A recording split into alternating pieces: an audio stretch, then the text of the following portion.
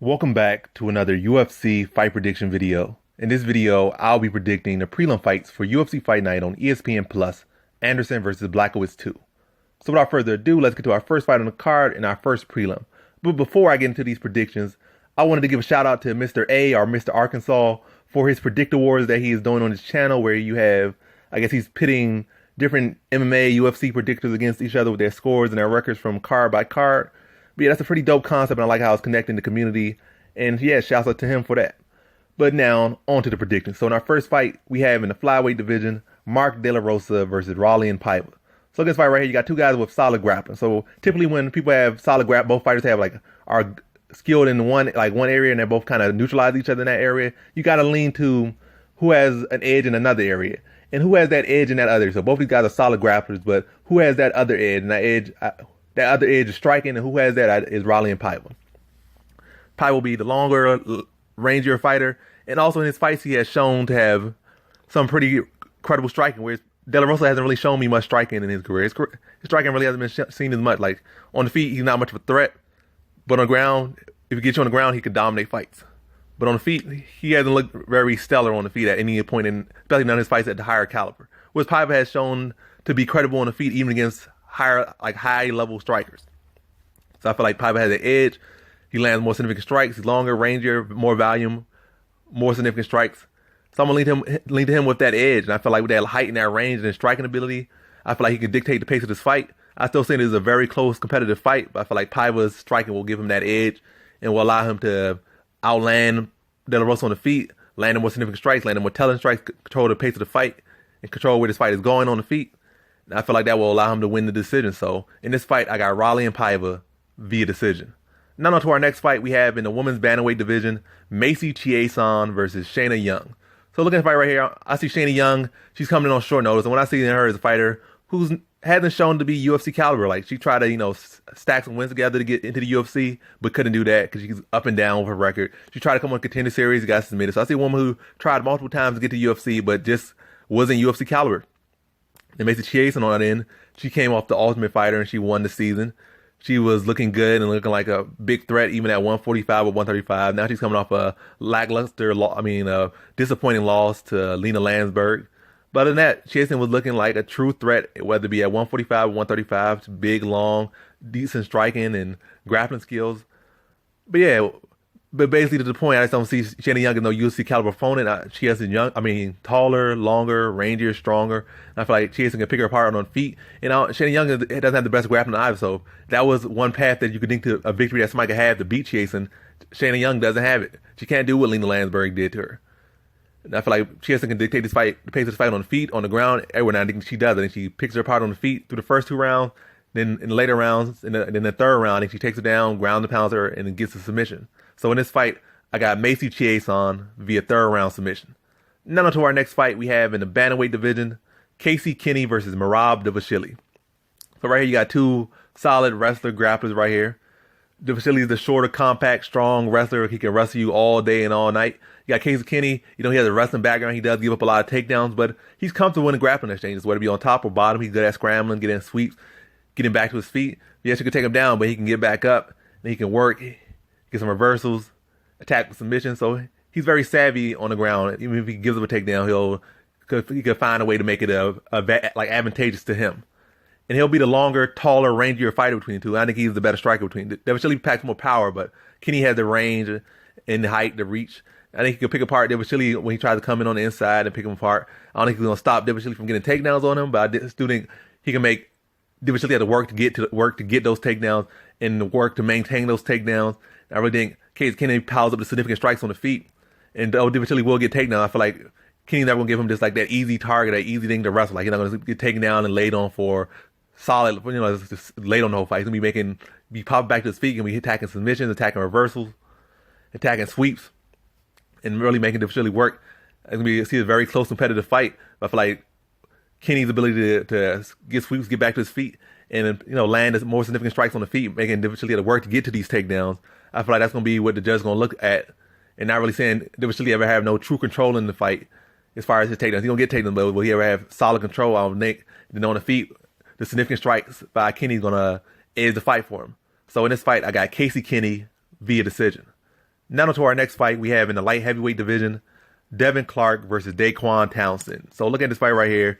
You got Daquan Townsend, I think 0-2 in the UFC. What does he bring? He got his kicks don't look textbook, but they're effective. I think he tore his last opponent's leg up off like 2 or 3 kicks. So they don't look textbook, but they're effective. He has some fast hands. He will throw them. He's not one of those guys gonna be timid. He will let those hands go. He has some power, has some fast hands. But questionable grappling defense, like just questionable grappling all around. More so, he's just a striker. Got Devin Clark on the side. Questionable chin, questionable striking defense, questionable striking. But he's clearly the more well-rounded fighter with the more threats. Townsend, all you had to kind of worry about with Townsend is his striking. With Devin Clark, you had to worry about his striking, and you had to worry about his wrestling. But the issue with Devin Clark is that, yes, his chin is questionable, his striking defense is questionable, and it doesn't seem like he could keep up a wrestling pace for, the full 3 rounds. Like, he kind of slows down. So that will give Townsend chances in the fight to land that big power on Clark. But I feel like in Townsend's last fight, he just showed that really an inability to get off the cage. His back can't fight in the cage in his last fight. And he really did nothing to get off the cage. Like, he kept in on the cage and spending, like, large portions of the fight on the cage. And I feel like Devin Clark is a much better wrestler than his last opponent. And I feel like Devin Clark in the same position is going to be able to lay on him, probably smothering his cage the whole time, or even land some big takedowns and control him on the ground. I think that's what's happening. I feel like Townsend showed the inability to move off the cage or get off the cage. And I feel like Devin Clark is going to put him against the cage again and be able to get takedowns and control him on the ground. I just feel like he just wears on him over the course of the fight and eventually starts to get some get some solid takedowns and get some solid control and start to weigh on Townsend. And eventually, I say he starts to land some significant ground and pound, and then I think he submits him in that 3rd round. So in this fight, I got Devin Clark via 3rd round submission. Now to our next fight we have in the lightweight division, Jim Miller versus Scott Holtzman. So look at this fight right here. I see this as like a kind of playing out like a lot of these other Jim Miller fights recently have played out. You got a fighter, I don't know if he's younger or not, I'm not even going to look into that, but you got Scott Holtzman, who really only presents one true threat to Jim Miller. Is Jim Miller worried about Scott Holtzman's wrestling? No. Is Jim Miller worried about Scott Holtzman's grappling and submission attempts? No. Really, no. He might be a little bit worried about the wrestling, like a very little bit, slim bit worried about the wrestling. Is not at all worried about Scott Holtzman's grappling. He's definitely not impressed by Scott Holtzman's record or resume. But really, the one area that he has to worry about is his striking. I think Jim Miller can strike with Scott Holtzman. I would say Scott Holtzman is probably the better striker, but is that much of a significant difference? And I feel like Jim Miller can either match him in striking or really beat him in striking. Especially if he makes him multi-level threats with his own wrestling. Scott Holtzman already knowing how good of a grappler Jim Miller is. He's gonna be worried about the fight going to the ground in any way possible. And I feel like Jim Miller can really dictate the pace of this fight. I just really think he has Scott Holtzman worried about the grappling, worried about the grappling aspect, kind of like lowering his hands a little bit and be able to catch him up top, drop him, get him on the ground, and submit him with quick succession. And I think this happens in the 2nd round. So in this fight, I got Jim Miller via 2nd round submission. Now to our next fight we have in our co-prelim headliner in the bantamweight division, John Dodson versus Nathaniel Wood. So looking right here, I think that really with Dodson at this point, I think he's getting slower, he's getting older. He's still a very dangerous guy. I don't think he's all that far gone. I think at this point, the blueprint is just out there for him. Like, Mighty Mouse really showed the blueprint to beat Dodson, and people have been following it through. Like, they've been seeing the blueprint, and they've just been doing it time and time again, especially higher level opponents. Well, like, Dodson hasn't lost any lower tier opponents, I'm saying. All these up-and-coming prospects, solid fighters that have solid skill set and able to follow the blueprint can beat Dodson. Dodson's dangerous, and he's explosive, and he's athletic, and all this other stuff. He's technical. But if you can keep him going back, he's not as effective. He'll have that 1 or 2 good shots going backwards. And eventually, his offenses start dropping significantly. All you have to do is kind of maybe block 1 or 2 shots with going back. And eventually, like, his offenses starts dropping. He becomes predictable. All he had, like, one overhand, or doesn't really have too many shots going backwards. And his pace slows. I feel like Nathaniel Wood can follow that same blueprint. Just push him back consistently. Don't allow him to stay in the center with you. Don't allow him to push you back. Just keep him going back and keep the volume on him. Keep your eyes open for that big explosion or 2. He might have 2, maybe 3. But once those 2 or 3 gone, it really just about pushing him back, out volume, and just working on him. And I feel like Nathaniel Wood can do that. He has a volume. He has a strike. He has clean striking. He's a longer fighter. I feel like he can just push Dodson back consistently, put the volume up on him, and beat him to a decision. So in this fight, I got Nathaniel Wood via decision. Now to our prelim headliner we have in the welterweight division, Tim Means versus Daniel Rodriguez.